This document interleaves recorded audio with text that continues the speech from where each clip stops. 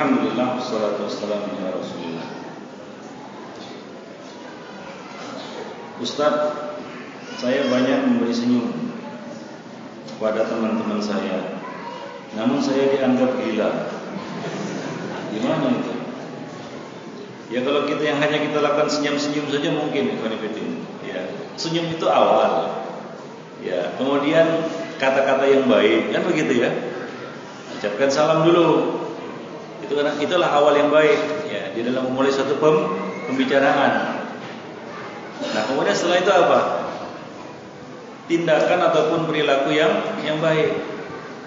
Nah, demikian.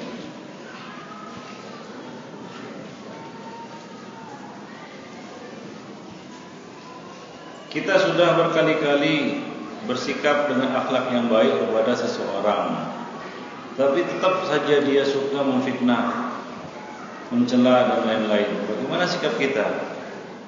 Terus kita memberikan ataupun kita berakhlak yang baik. Ya, karena berakhlak yang baik itu tanpa pamrih, ya. Kita tidak mengharapkan balasan apa-apa. Itulah dia yang bisa kita berikan kepada saudara kita, kepada orang lain. Ya, idfa billati hiya ahsan. Tolaklah dengan cara yang terbaik. Faidal ladzi bainaka wa bainahu adawatun ka'annahu waliyyun hamim. Maka orang yang dulunya sebelumnya membenci kamu, memusuhi kamu, tiba-tiba saja dia berubah dan menjadi orang yang menyukai dan menyintaimu, dekat denganmu. Demikian.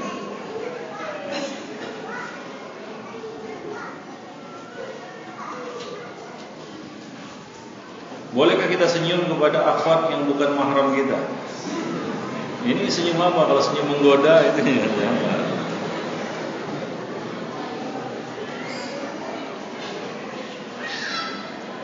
Ikhwan fillah. Ya tentunya ini pertanyaan saya nggak tahu ini apa maksudnya. Senyum kepada akhwat, ya dia kan nggak tahu juga. Ya apa namanya? Ya ini bisa jadi kita katakan gimana ya? Ada yang bertanya, Ustaz, boleh nggak SMS-an kepada seorang akhwat dengan tujuan dakwah? Ini kadang-kadang pertanyaan yang menjebak gitu ya. Ustaz, saya berhubungan dengan si fulanah dalam rangka dakwah. Nah ini kadang-kadang kita nggak ngerti apa maksud dari pertanyaan ini ya. Nah, kadang-kadang ini adalah pertanyaan yang menjebak. Kalau kita katakan boleh kan begitu ya. Nah, awal-awalnya dakwah, ujung-ujungnya apa? Pacaran. Kan begitu. Ya. Jadi ada di sana hal-hal yang bisa kita lakukan untuk menutup pintu-pintu keburukan. Nah, demikian. Maka kita katakan tadi, ya senyum itu ya tentunya ada makna. Ada makna dari sebuah senyum, kan begitu ya. Kalau itulah suatu yang memang satu yang kita katakan yang sudah menjadi rona wajah kita, ya maka itu adalah senyum yang memberikan arti positif. Tidak bisa diartikan kepada yang negatif. Nah di sana ada senyum sebagaimana dikatakan senyum yang menggoda kan begitu ya. Ya awalnya senyum kemudian apa? Ya berhubungan lewat handphone misalnya. Kemudian akhirnya pertemuan. Nah ini bahaya. Awalnya kan dari senyuman, sama-sama saling senyum kan begitu ya. Nah jadi mohon ini dibatasi ya kepada para ikhwah dan akhwat ya agar kita katakan membatasi ya interaksi antara dua makhluk yang berlainan di sini.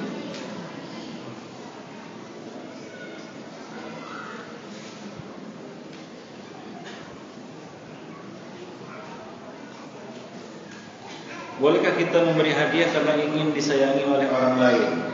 Adakah pahala dari niat seperti ini? Ya ikhwani fiddin, Nabi mengatakan tahadu tahabu. Salinglah kamu memberi hadiah, niscaya kamu akan saling menyintai. Itulah tujuan dari saling memberikan hadiah. Untuk bisa menarik hati seseorang. Ya, misalnya kita di dalam dakwah, ya ingin agar dakwah kita diterima misalnya oleh orang itu. Maka mungkin kita bisa memberikan sesuatu kepadanya agar dia mau mendengarkan kata-kata kita. Nah demikian. Jadi ikhwani fiddin rahimani wa rahimakumullah, sama seperti ada orang yang bertanya, ya Ustaz, bolehkah saya bersedekah dengan tujuan begini agar saya sehat, agar saya ini? Ya kita katakan tidak ada larangan. Ya, kita beramal soleh dengan tujuan-tujuan seperti ini, tapi niat dasar kita tetap ya yaitu dengan niat yang ikhlas. Adapun kita lihat kebaikan dan satu amal kebaikan itu adalah satu yang lazim. Ya, kita mendapatkan kebaikan dari kebaikan yang kita lakukan. Ya, tapi niat kita tetap, niat asal kita tetap, ya kita lakukan itu karena mencari dan mengharap ridha Allah Subhanahu wa taala. Bahkan ya kita katakan itu merupakan busra, yaitu kabar gembira yang disegerakan bagi orang-orang yang beriman dari kebaikan-kebaikan dan amal soleh yang dilakukannya di dunia, yang disemainya di dunia.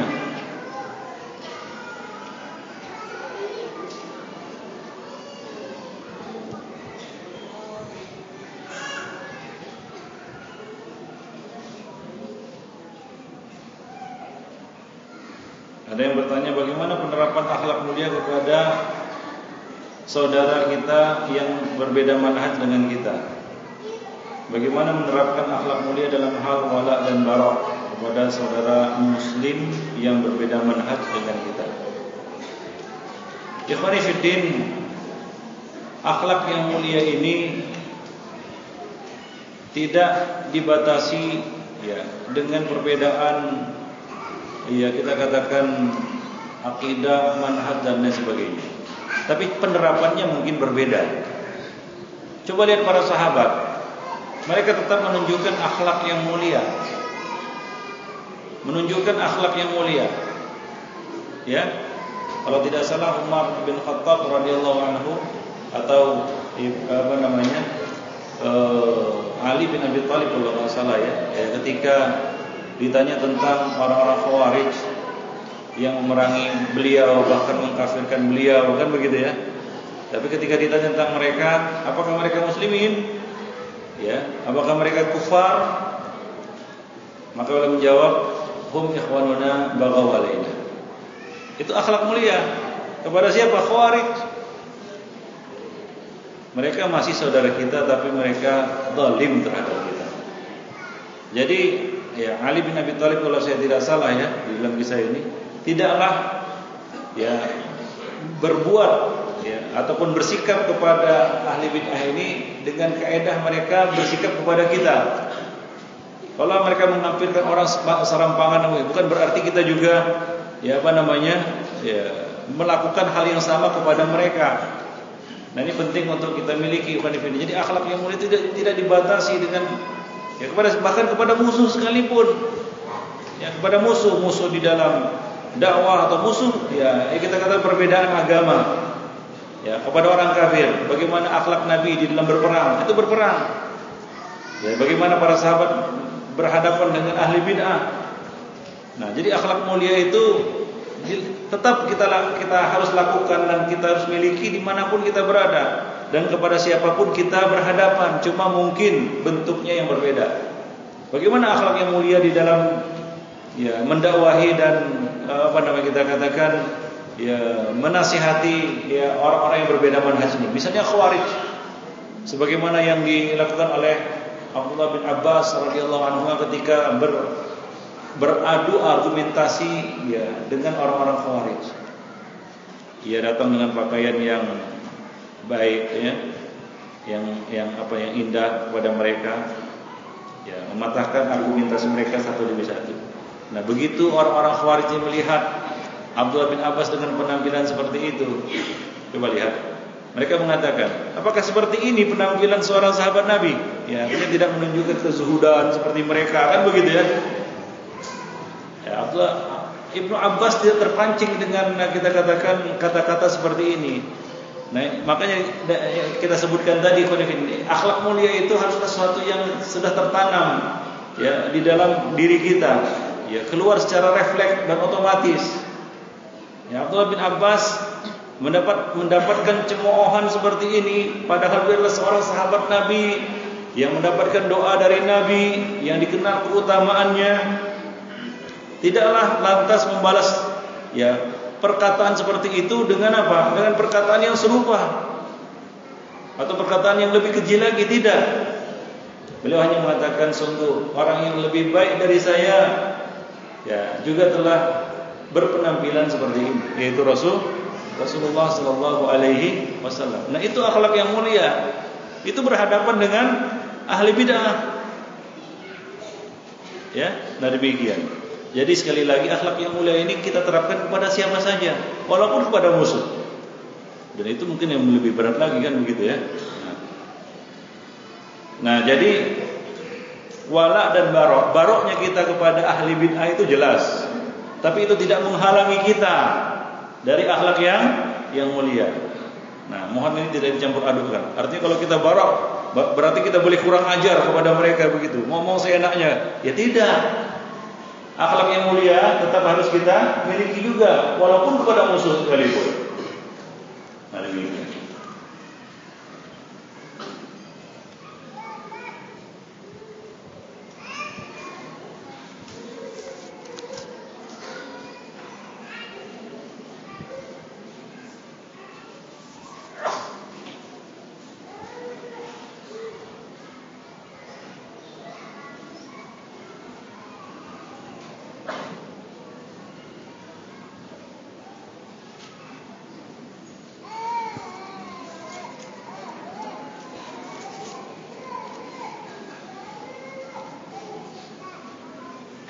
Ustaz, bagaimana dengan profesi wartawan?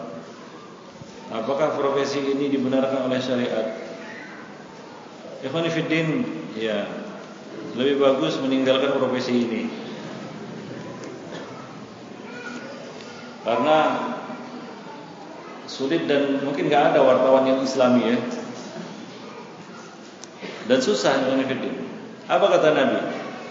Ya, kafa bil mar'i itsman. Dalam riwayat lain apa? Kadziban ayuhaddisa bikulli ma sami. Cukuplah seorang itu dikatakan berdosa atau dusta jika dia menyampaikan semua yang dia dengar. Itulah dia wartawan. Wartawan kan itu, menyampaikan, memberitakan semua yang didengar. Kadang-kadang tanpa dicek benar enggak berita itu. Nah, Nabi kafa bil mar'i isman au kadiban ayuhaddisa bikulli sami. Maka tinggalkan lagi. Man taraka syai'an lillah awadahu Allah bima huwa khairan minhu.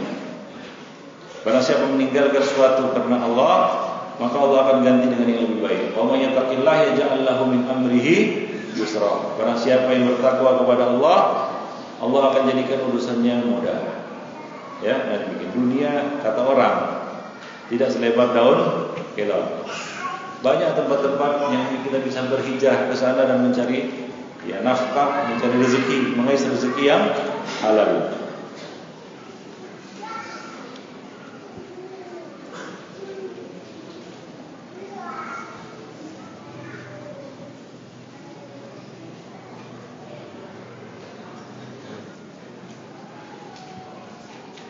Ada yang bertanya, silaturahim terasa sangat berat Ustaz. Saya orang miskin, tapi insya Allah ahlus sunnah wal jamaah. Alhamdulillah, miskin-miskin ahlus sunnah kan gitu. Ada yang kaya ahli bid'ah kan bersyukur kita. Sedangkan saudara-saudara saya orang-orang kaya, sombong dan bermuka masam. Kalau saya datang silaturahim, mereka tidak ramah dan cuek dan menganggap saya datang untuk minta uang. Saya kapok datang. Pertanyaan, siapakah yang seharusnya datang silaturahim? Si kaya mendatangi si miskin atau si miskin mendatangi si kaya? Ini nggak ada hubungannya dengan status sosial sebenarnya. Menyambung tali silaturahim itu ya tidak ada hubungannya dengan status sosial. Miskin juga bisa bersedekah.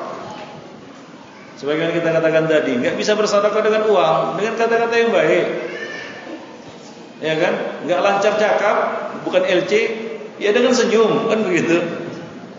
Kan bisa. Ya. Nah, jadi tidak ada halangan si miskin datang kepada mendatangi si kaya dalam rangka untuk menyambung tali silaturahim antara keduanya. Ya, demikian pula si kaya mendatangi si miskin. Jadi, ya kita katakan menyambung tali silaturahim, saling mengunjungi karena Allah. Nabi mengatakan zurhibban tasdad hubban. Ya. Aturlah waktu mengunjungi saudara kamu. Sekali waktu kan begitu ya, sebulan sekali, 2 bulan sekali, 3 bulan sekali. niscaya tasdaq hubban, akan bertambahlah rasa cinta di dalam hatinya kepadamu. Tapi kalau sering kali datang, ini juga akan menyebalkan dan membosankan. Ya, jadi ya diaturlah frekuensi kunjungan kita kepada saudara kita. Ya kalau ya bertemu setiap 3 bulan sekali, 4 bulan sekali. Ketika bertemu itu kan ya muncul lagi kita katakan rindu kan begitu ya. Nah, dan kalaulah seandainya seperti yang dikabarkan di sini bahwa saudara-saudaranya adalah orang kaya yang sombong lagi bermuka masam, apakah dengan itu kita tidak bersilaturahim? Maka kita katakan tidak. Jangan kapok datang. Tetap ya, berikan kita katakan sedekahmu, senyummu, kata-kata yang baikmu kepada karib kerabatmu. Sambung silaturahim dengan mereka. Nabi mengatakan sebaik-baik sedekah adalah sedekah yang diberikan kepada ya dzawir rahimil kasih. Ya, karib kerabat yang kasih, yang membenci, yang bersikap seperti ini kepada kita. Justru disitulah nilai menyambung tali silaturahim. Ya, nah demikian. Nah disitulah tantangannya. Sebagaimana yang saya sebutkan tadi, yang kita sebutkan tadi, kalau kita menyambung tali silaturahim dengan karib kerabat yang juga baik dengan kita, kan begitu ya? Yang menyambung hubungan silaturahim juga dengan kita, nah itu biasa, wajar, normal. Baik.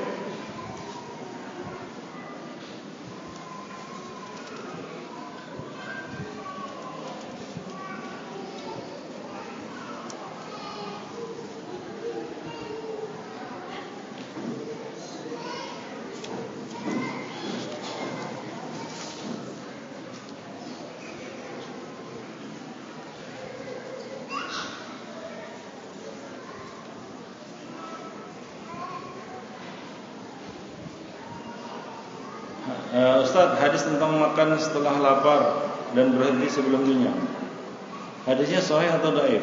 Ini hadis enggak sahih, ya. Yang hadis qauli enggak ada ya. Enggak sahih hadisnya. Ya cuma ya kita katakan terlepas ini bukan hadis lah kita katakan ya. Anggap pepatah orang tua. Memang makan itu ya kalau lapar lah baru makan. Dan berhentilah makan sebelum kenyang. Nah demikian. Karena itu bagus untuk kesehatan. Wallahu a'lam bishawab. Ya, karena salah satu perkara yang membuat kita malas adalah perut yang kekenyangan. Kalau kekenyangan namanya kulu washrabu wala tusrifu. Makan dan minumlah kamu dan jangan berlebih-lebihan. Nah, karena sesuatu yang berlebih-lebihan itu pasti mudarat. Apa saja yang berlebih-lebihan pasti mudarat. Ya, termasuk juga di dalam bab makan. Kalau terlalu banyak makan, ya sampai kekenyangan, nggak bisa berdiri kan begitu ya. Namanya juga nggak bisa berdiri. Ya, kalau nggak bisa berdiri, apa yang dilakukan? Ya berbaring tidur. Jadilah kita seperti ular kan begitu ya. Habis makan banyak lalu tidur.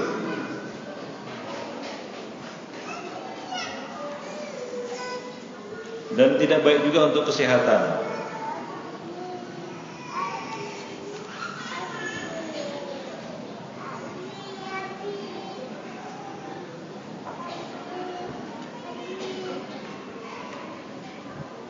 Afwan Ustaz, kenapa ana rasakan jemaah salaf kalau bertemu tidak ada ramahnya? Iya betul. Kalau ini betul ya jangan seperti itu. Ya tadi sudah kita jelaskan ya bagaimana ya kita memulai satu akhlak yang mulia. Kalau kita bicara akhlak itu banyak sekali babnya. Ya, banyak sekali babnya. Ya, kita mulai dari satu hal yang ya kita katakan sederhana, ya dan simpel, mudah untuk dilakukan. Seperti kita jelaskan tadi, mulai dari apa? Ya, senyuman, kata-kata yang baik, sikap yang baik. Dari situ saja, hal yang mudah itu sehari-hari kita lakukan dan bisa kita amalkan. Nah kalau kita bicara tentang akhlak, itu luas sekali babnya, banyak sekali pintu-pintunya. Bagaimana kita menjadi orang yang sempurna akhlaknya? Nah itu adalah suatu jalan yang panjang. Tapi jalan yang panjang ini harus kita mulai. Mulainya dari mana? Dari kata-kata. Coba kita kata, latih kita berkata yang baik, ya, bersikap yang baik, ya, murah senyum dan hal-hal yang sederhana. Dari itu, dari perkara yang sederhana seperti itu, Bismillahirrahmanirrahim. Azza-Allah. Ya, mudah-mudahan tidak seperti ini jemaah salaf, gitu ya. Iya. Afwan, tidak seperti ikhwan-ikhwan hifzi hizbi yang saling meramah tamah dan saling tegur.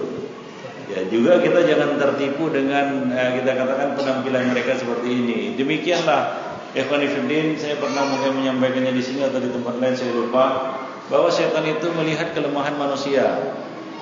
Dari mana manusia itu lemah? Dari pintu mana dia bisa dimasuki dan dihancurkan? Nah, ahli bid'ah itu orang-orang hizbi, orang-orang yang kita katakan ahli bid'ah, ahlul ahwa. Ya mungkin dari sisi muamalah bainan nas, ya dia baik, ya dia berhasil, dia sukses, mungkin, ya ini mungkin. Tapi di dalam bab muamalah kepada Allah Subhanahu Wa Taala dia berantakan, hancur, gagal. Nah sebaliknya ada orang-orang yang syaitan jerumuskan dari apa? Hablun minan nas. Tapi hablun minallahnya bagus, akhlak akidahnya bagus, ibadahnya sunnah, akidahnya sunnah. Tapi muamalahnya yang enggak sunnah, sayang. Dari pintu itu syaitan merusaknya. Jadi syaitan itu melihat dari mana kelemahan seseorang itu. Ya, jangan kita anggap diri kita itu wah saya kebal dari gangguan syaitan. Sombong namanya. Setan selalu mencari kelemahan kita. Dari mana kita lemah? Di mana kita lemah? Kalau kita lemahnya di hablun minallah, dari situ. Ya, seperti orang-orang ahli bid'ah ini kan begitu ya.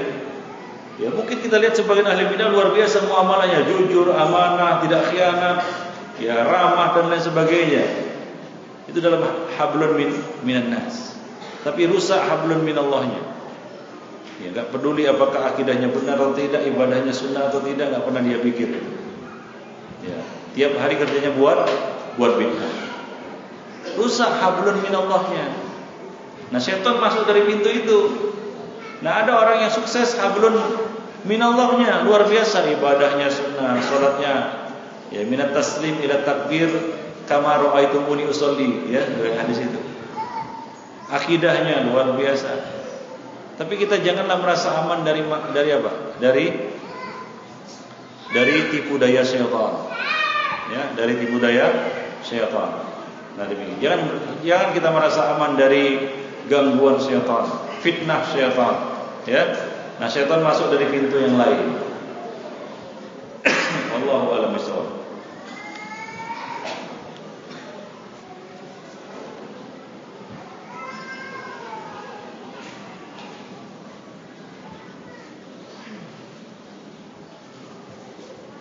Bolehkah kita memelihara ikan arwana dan memberinya makanan cecak, katak, atau ikan kecil lainnya?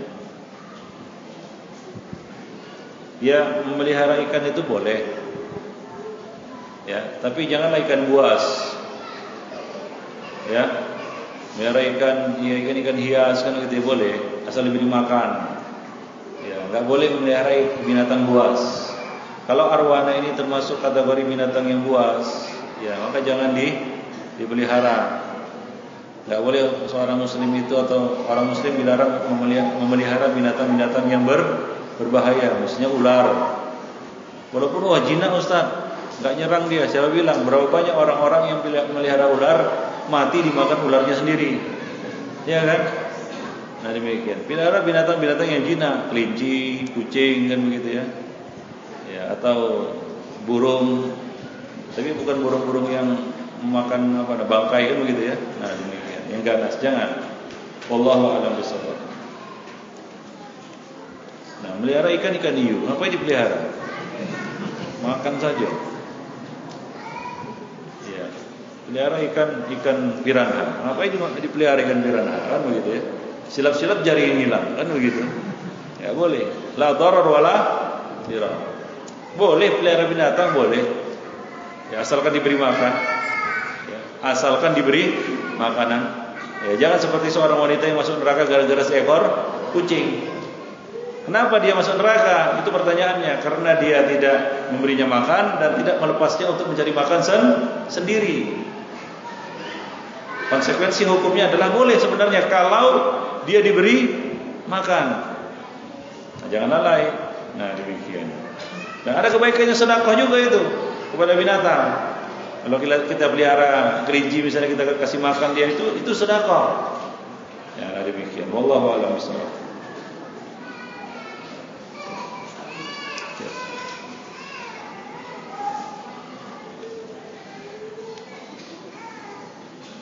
Ya, ikhwan fillah, ya sudah larut malam. Enggak tahu di sini sudah larut malam atau tidak. Kalau di Medan sekarang jam 8. Baru salat Isya. Lalu di sini sudah larut malam. Baru azan di sana. Baik, ikhwan fillah, sampai di sini dulu pertemuan kita. Mudah-mudahan pada kesempatan ini kita bisa bertemu kembali. Ya, lebih dan kurang saya mohon maaf. Aku qouli hadza wa astaghfirullah li wa lakum wa lisa'iril muslimin.